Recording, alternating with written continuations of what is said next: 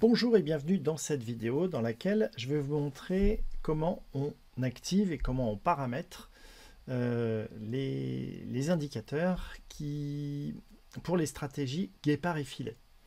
Donc les stratégies guépard et filet, qu'est-ce que c'est? Ce sont des indicateurs qui nous indiquent lorsqu'il y a une augmentation des volumes, de la volatilité relativement forte et des signaux d'achat intéressants qui ont statistiquement des taux de réussite satisfaisants qui nous donnent des signaux d'entrée. Et donc, ça se représente tout simplement par un indicateur qu'on va voir sur le graphique. Donc, pour les ajouter, vous le faites comme pour ajouter les indicateurs traditionnels sur votre graphique. Donc, vous cliquez sur indicateur. Vous tapez soit guépard, soit là notamment je les ai renommés G et F pour guépard et filet. Voilà, et donc vous téléchargez le plus récent. Donc là c'est l'assistant, la version 6, et vous l'ajoutez sur le prix si ce n'est pas déjà fait. Et de fait vous l'aurez. Là je ne vais pas le refaire puisqu'il y est déjà. Vous aurez votre indicateur qui va apparaître ici. Donc pour l'activer sur le graphique, vous le cochez. Voilà. Et potentiellement, avant de le cocher ou après l'avoir coché, ce que vous allez faire, c'est que vous allez le paramétrer. Donc je vais ici, cliquer ici, et puis vous faire configurer. Et on va regarder ensemble quels sont les paramètres qu'on a besoin de renseigner pour l'indicateur. Alors, il y a eu une nouveauté dans ProRealTime qui me permet d'afficher du texte de manière plus claire, parce qu'avant j'étais obligé de mettre des noms de variables, donc ça faisait un petit peu pas terrible, c'était pas très sympathique. Et donc là, c'est clairement, ici vous mettez le montant de votre capital, tout simplement. Ensuite, vous mettez la valeur maximum que vous voulez prendre sur une ligne, c'est-à-dire sur une action. Donc ça veut dire que si par exemple vous avez 75 000 euros, vous ne voulez pas dépasser 10% de votre capital, plus de 10% de votre capital soit sur une seule action. Donc pour ça, vous mettez le montant qui pour vous convient, de manière à ce que ça limite la valeur maximum. Ensuite, vous allez mettre quelle est la somme que vous êtes prêt à perdre, puisque la première chose avant de songer à gagner, c'est d'accepter de perdre. Donc c'est le montant que vous êtes prêt à perdre lorsque vous faites une transaction. Et c'est ça qui va déterminer la quantité d'actions qu'on va prendre. Ça ne veut pas dire que je vais en prendre pour 150 euros, parce que sinon on prendrait pas beaucoup, mais c'est le risque qu'on va prendre, puisque quand on va prendre une position, on va positionner un stop de protection, et c'est par rapport à ce stop de protection qu'en fait on a un risque. On peut acheter des actions qui valent 800 euros, on peut en acheter plusieurs, ça ne veut pas dire que on peut ne perdre que 150 euros, même si on prend des actions à 800 euros. En fait, c'est la différence entre votre prix d'achat et le stop de protection qui va déterminer votre montant de risque. Voilà. Et c'est pour ça aussi, il y a quand même la deuxième lame qui fait que si jamais votre stop était touché à un prix inférieur à celui que vous avez placé, c'est pour ça qu'il est recommandé de ne pas mettre plus de 10% sur un seul actif. Voilà, et puis vous avez des paramètres qui vous indiquent est-ce que vous allez vouloir afficher certaines informations sur le graphique. Donc on va regarder en détail. Par exemple, lorsqu'il y a un signal, vous voyez qu'ici il y a un signal et il y a plusieurs informations qui sont affichées. Donc il y en a ici un signal qui va être d'une certaine couleur. Ici j'ai les deux signaux, c'est pour ça que j'ai pris cette action, c'est que là j'ai eu deux signaux. J'ai eu un signal guépard et un signal filet. Alors qu'est-ce que c'est que le signal guépard? C'est qu'on a ici un prix, voilà, il est ici, on a un prix et on nous demande d'acheter entre ce prix-là et ce prix-là. Ça veut dire que si jamais le cours n'atteint pas ce prix-là, on passe à côté, on n'ira pas sur l'action, Là, on va passer un ordre à plage de déclenchement pour dire, voilà, je ne rentre en position que si dans cette fourchette de prix. Si ça va au-delà, je rentre pas, et si ça redescend, je n'y vais pas non plus. Donc là, c'est ce qu'on appelle le guépard, c'est-à-dire qu'on saute comme un guépard sur le prix, mais uniquement dans ces conditions. Et le filet, c'est un ordre dans lequel on dit ici, j'ai une situation intéressante, mais je m'attends à un retracement. Alors ça ne gagne pas à tous les coups. Hein. Ici, notamment, on ne serait pas rentré en position sur le filet. Voilà. Mais c'est un niveau de prix où statistiquement, il y a des probabilités d'arriver à ce niveau de prix. Donc là, on serait rentré à ce niveau-là. Voilà. Il nous dit à quel niveau serait le niveau du stop, quel serait le prix auquel on placerait le stop. Donc là, c'est 1,79. Et de fait, la quantité qu'on achète pour risquer seulement nos 150 € ici. Voilà, si par exemple j'avais dit je suis prêt à risquer 300 €, eh bien en validant, vous voyez que il m'aurait dit dans ce cas-là, bah, tu peux en acheter jusqu'à 2308. Donc, et à ce moment-là, je ne dépasserai pas plus de mes 300 €. Voilà. Et si je dis, bah, je suis prêt à perdre 1500 €, voilà, j'accepte 1500 € de perte, ça fait un petit peu beaucoup, ça fait 2%. Et bien, hop, voilà, 1500, hop. Et bien, dans ce cas-là, je vais pouvoir en acheter jusqu'à 4000. 4000, et ça s'arrête à cause des 7500. Alors, si je dis je suis prêt à perdre 5000 €, bien, il en fera pas plus que les 3968, puisque après on dépasserait les 7500. Donc ça fait une marge de sécurité. Voilà. Donc je vais remettre à 150. Voilà. Donc l'idéal, c'est de ne pas dépasser 1% de votre capital, hein, de prendre un risque. Vous avez 75 000 €, bah, vous pouvez prendre un risque de 750 €, par transaction. Maintenant, il faut psychologiquement être prêt à accepter une perte de 750 €. Donc selon, bah, à vous de régler ça avec au maximum 1%, mais après rien ne vous empêche, et surtout au début, je vous recommande de mettre le minimum de risque, quelque chose qui est compatible avec vos émotions.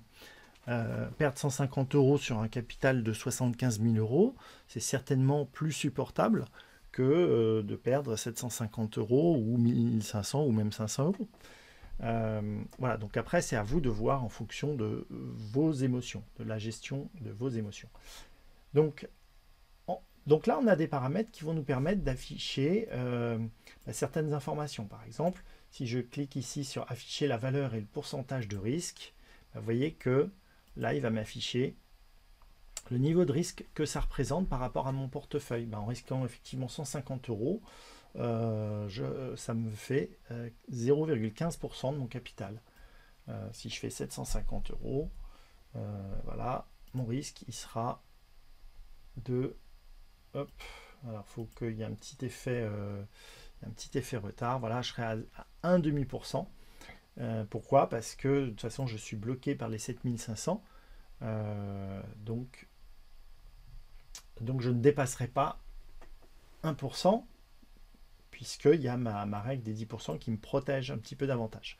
Donc on a ce paramètre qui permet donc de masquer ou pas, d'afficher ce niveau de risque. Ensuite on a un paramètre qui permet de dire est-ce que je veux afficher ce texte là. Et puis on va avoir aussi alors on a aussi affiché une flèche pour le signal. Vous voyez la petite flèche qui est en bas ici. Voilà, donc là on a l'option qui permet de dire je veux afficher le signal ou pas. On a l'option qui permet d'afficher le rectangle. Donc dans le rectangle, en fait, ce rectangle, il vous permet d'afficher le plan de trading, en fait, puisque vous avez ici le niveau de stop et le prix d'entrée. Avec le prix d'entrée ici, lorsqu'on a un signal guépard, on a un prix d'entrée avec un prix maximum. Et puis lorsqu'on a un filet, on a un simple rectangle avec ici le prix d'entrée, c'est-à-dire que là on achète à prix limite à ce niveau de prix là. Voilà, donc on peut décider de ne pas afficher le rectangle. Par défaut, il est affiché. Et ensuite, on a des paramètres, alors plutôt pour des usages experts, on les verra tout à l'heure. On va continuer avec les paramétrages simples. Donc on a un petit paramètre qui permet de dire, tiens, on colorie en vert la zone d'objectif. Ça nous permet de dire, tiens, voilà, on voit en vert la zone d'objectif, on la voit facilement. Donc on peut la voir en cochant simplement cette case. Et puis on peut aussi, de manière à éviter d'avoir le texte qui est là-haut, parce que le problème du texte qui est là-haut, c'est que quand il y en a beaucoup, c'est pas évident de trouver où il est. Donc on peut dire non, je n'affiche pas le texte, et j'affiche simplement, j'affiche pas non plus le risque, j'affiche simplement la quantité, ou je l'affiche en plus, hein. Et voilà, donc là j'ai la quantité.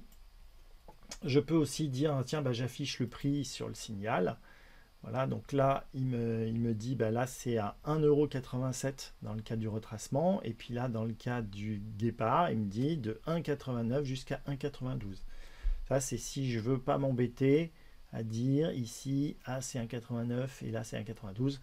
C'est pratique, je trouve, de pouvoir l'afficher comme ça ou de le masquer. L'objectif, on peut aussi afficher l'objectif. Alors, il faut dans ce cas-là agrandir. Il faut zoomer un petit peu pour avoir l'objectif. Donc là, voilà, objectif 2,09 pour le premier ici, qui est là, et l'objectif de 2,03 pour ce signal-là. Ensuite, qu'est-ce qu'on a d'autre? Voilà. Donc, et puis le SL sur le signal, le stop loss aussi, si on veut l'avoir affiché sur le graphique, eh bien, on a la petite coche qui nous permet, voilà, vous pouvez activer, désactiver tous les paramètres que vous voulez en cochant, décochant. Vous pouvez visualiser aussi la ligne d'objectif. Donc, si je regarde ici, voilà, cette ligne d'objectif qui est par rapport à ce signal, on voit qu'on a ça comme objectif. On peut venir, si on souhaite, la masquer, mais on va voir tout à l'heure que c'est intéressant de ne pas la masquer, parce que ça nous permet de voir est-ce que sur ce titre, est-ce que l'indicateur fonctionne bien, est-ce que la stratégie fonctionne bien. On peut afficher les niveaux de stop loss, voilà, qui sont recalculés dynamiquement en fonction des derniers plus bas ou en fonction des moyennes mobiles et en fonction de la volatilité. Ça nous donne des niveaux de stop qui sont intéressants à positionner et qui nous permettent de sortir. Si on veut suivre la tendance, ça nous permet de savoir quand sortir. Voilà, par rapport à ces indicateurs, voilà, ça c'est les principaux niveaux de paramétrage. Après, on peut aller un petit peu plus loin, on va regarder dans les indicateurs experts, mais ça je vous le fais dans une autre vidéo. Là, en fait, vous avez les paramètres principaux pour paramétrer l'indicateur guépard et filet de manière simple. Donc il peut être positionné sur le graphique en hebdo, il peut aussi être positionné sur le graphique en journalier. Donc là, je suis sur un graphique hebdomadaire. Alors, vous voyez, c'est intéressant. C'est qu'ici, donc j'ai un signal d'achat. Donc en bleu, avec le premier signal qui est en bleu, hop, qui nous dit, alors je vais fermer ça, voilà. Ce premier signal nous dit, tiens, on a un objectif à 2,09, une quantité de 3968. Alors je vais changer, je vais remettre pour n'avoir qu'un risque de 150 €. Voilà. Hop. Hop. Voilà. hop. Voilà, donc là j'en prends 1154 avec ce niveau de prix là, avec cette plage de prix là. Je peux afficher le texte éventuellement si je veux le voir, mais donc là on rentre à ce niveau de prix là, on a notre stop qui est ici et on a cet objectif là. Et l'intérêt de l'objectif, c'est que on va pouvoir sortir de position. Ici je sors de position si j'ai placé mon ordre d'objectif. Je vais sortir de position. Alors oui, je n'irai pas là-haut, c'est dommage, on aurait pu sortir à 2,15 et alors qu'on est sorti à 2,03. Mais par contre, l'avantage, c'est que là, en fait, on a fait un gain, puisqu'on a atteint l'objectif qui est ici. Donc là, si on a placé notre ordre, on l'a placé avec un ordre 2,09. Donc on serait sorti à ce niveau de prix-là. Donc oui, on aurait pu monter jusqu'à 2,23. Mais vous voyez que 2,09 finalement c'était un pas mauvais prix puisque on a anticipé la baisse, on a encaissé le gain et ce qui est intéressant c'est qu'au départ on a un risque qui est celui-ci et en atteignant cet objectif on a un objectif qui est 2,5 fois supérieur à notre risque, ce qui veut dire que même si on perdait plus d'une fois sur deux, on gagnerait dans la durée. Voilà, si vous voulez, hop, si je me positionne à ce niveau de prix là, vous voyez que le risque il était de 5%, et là en fait on a un objectif qui est à 10%. Donc si je perds 5% et que je gagne 10%, eh bien je peux perdre plusieurs fois, il n'y a pas de souci. Je vais perdre 2 fois et je vais gagner 1 fois et ça va bien se passer. Donc ça fait partie des paramètres un petit peu qu'on peut positionner. D'ailleurs, moi je le mets à 2.5. Je le mets à 2.5 et vous voyez que c'est intéressant. 2.5, on aurait aussi touché, on serait allé un petit peu plus haut. Et 2.5 ça marche plutôt pas mal. Alors après ça marche pas forcément, c'est pas une vérité systématique, mais 2.5 j'ai trouvé que c'était le paramétrage qui marchait le mieux en général.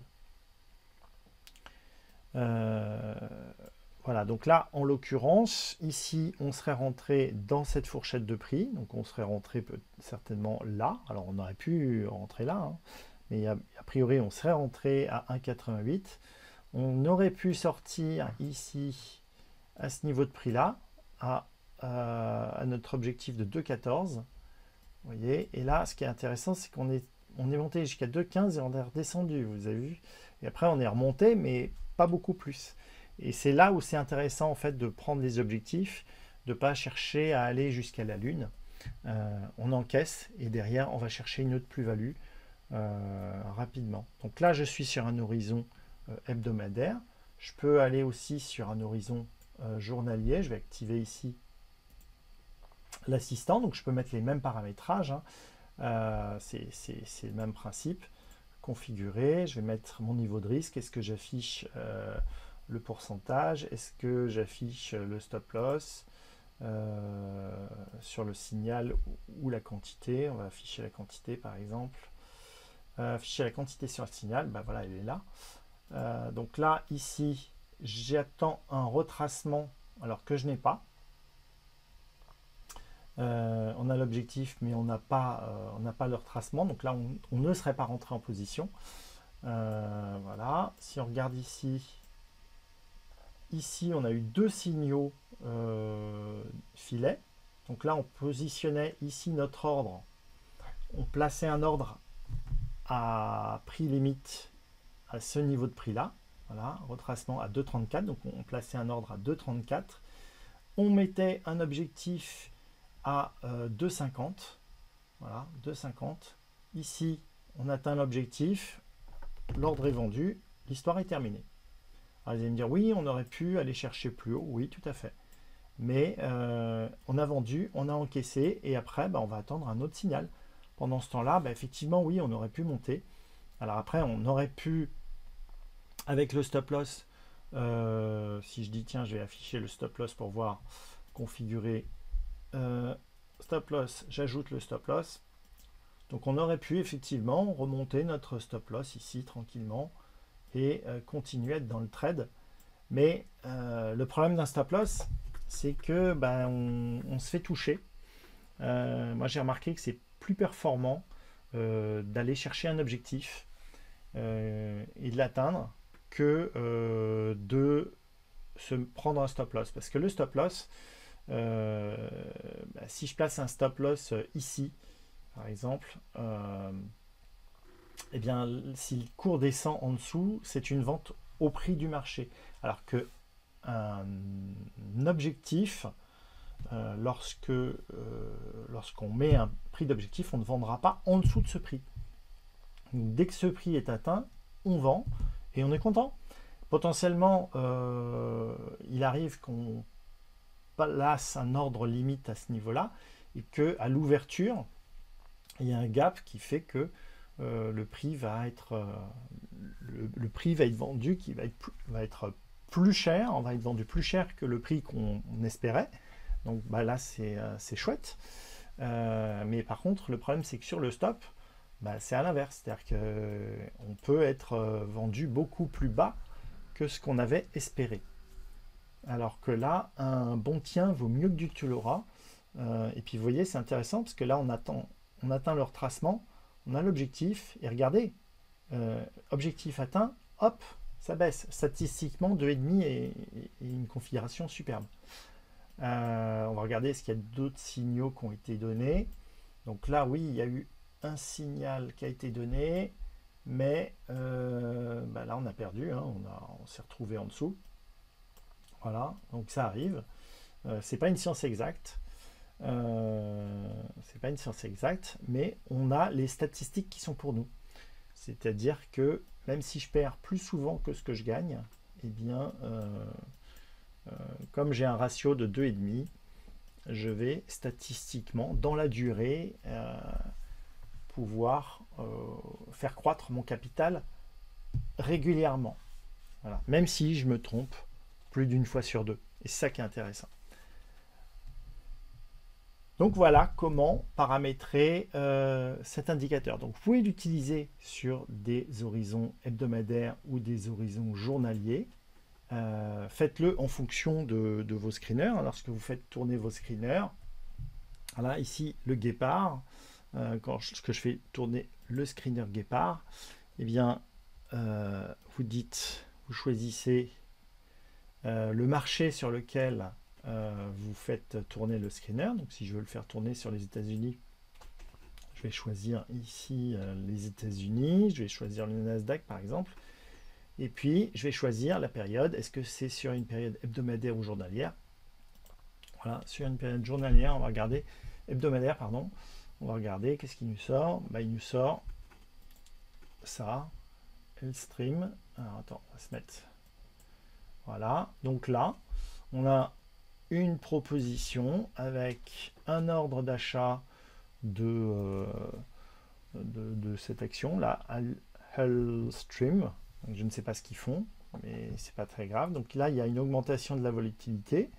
Le signal il a lieu la semaine dernière, donc là on pourrait être rentré en position. Alors on peut encore rentrer en position puisqu'on est encore dans les zones de prix.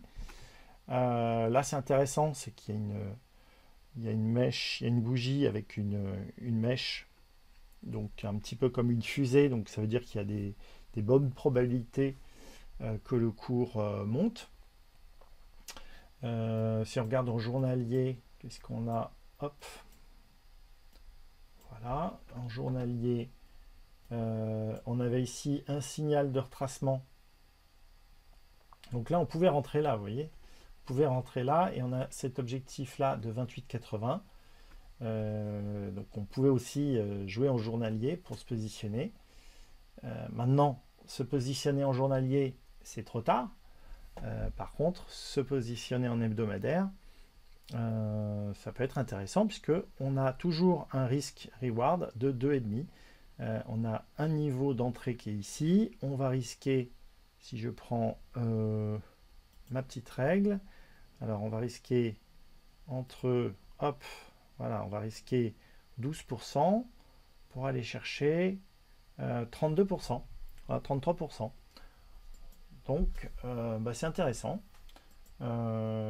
Si on regarde, on a ici les indicateurs qui nous indiquent qu'on est bien en tendance haussière sur le journalier, que le web confiance est positif. On a un nouveau plus haut, c'est la barre noire qui nous indique qu'on a un niveau plus haut. Au niveau des volumes, c'est pas, ouais, c'est pas flagrant, mais voilà, donc ça peut être intéressant. C'est un titre qui peut être intéressant. On a ce niveau de prix là à aller chercher, les 28 dans un premier temps, sur un horizon journalier. Donc là éventuellement on peut attendre un retracement sur les 26 pour aller chercher les 28. Voilà, donc, et ce qui est intéressant, c'est qu'en journalier, on en prendra plus puisqu'on a un stop qui est plus serré qu'en hebdomadaire. Comme on a un stop qui est beaucoup plus éloigné, forcément, on en prend moins. Et en fait, on ne prendra pas plus de risques en hebdomadaire qu'en journalier, puisque on prend proportionnellement au risque.